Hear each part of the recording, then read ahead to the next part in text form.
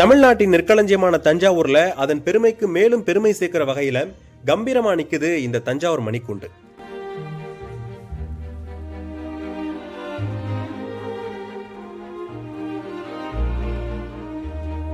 கிட்டத்தட்ட 1.5 நூற்றாண்டு கால வரலாறு சுமந்து நிற்கிற இந்த கோபுரம் வெறும் கட்டிடம் மட்டும் இல்ல, காலத்தின் சாட்சியாகவும் தஞ்சையின் கலாச்சார அடையாளமாகவும் திகழுது.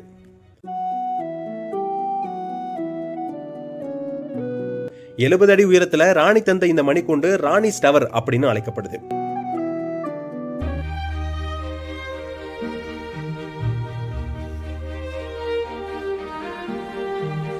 ஆயிரத்தி 883ஆம் ஆண்டு கட்டப்பட்ட இந்த மணிக்கூண்டு அப்போதைய தஞ்சாவூர் மகாராணியின் பெரும் நிதி உதவியால கட்டப்பட்டிருக்கு.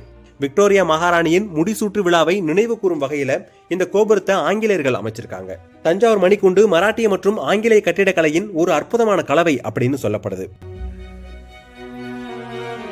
செங்கல் மற்றும் சுண்ணாம்பு கலவையால் கட்டப்பட்ட இதன் வடிவம் அதன் உறுதித்தன்மையை இன்னும் பறைசாற்றுது.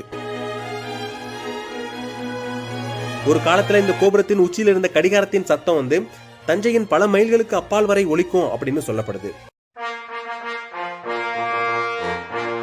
இந்த மணிக்கூண்டு அமைஞ்சிருக்கிற இடம் இப்போது ராஜப்பா பூங்கா அப்படின்னு அழைக்கப்படுது.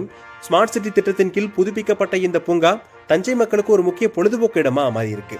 மணிக்கூண்டின் பிரம்மாண்டம், இந்த பூங்காவோட பசுமை, அமைதியான சூழல், இது எல்லாமே மக்களை ஒரு மாதிரி கவர்ந்து இழுக்குது.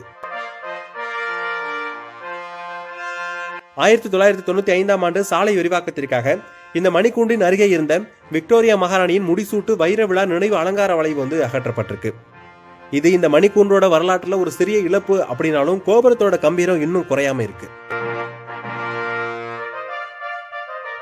முதல் உலகப் போர்ல 1914 இருந்து 19 வரையும் தஞ்சாவூர்ல இருந்து போரிட சென்ற 60க்கும் மேற்பட்ட வீரர்கள்ல 4 பேர் இறந்திருக்காங்க.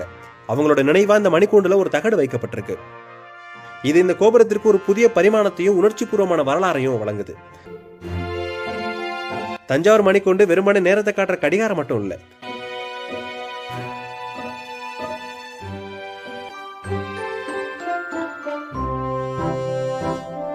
அது மராட்டிய அரசர்களோட கொடைத்தன்மை, ஆங்கிலேயர்களோட கட்டிடக்கலை, தஞ்சையோட அடையாளம் மற்றும் வீரர்களோட தியாகம் ஆகிய அனைத்தையும் உள்ளடக்கிய ஒரு வாழும் வரலாற்று புத்தகமா போற்றப்படுது.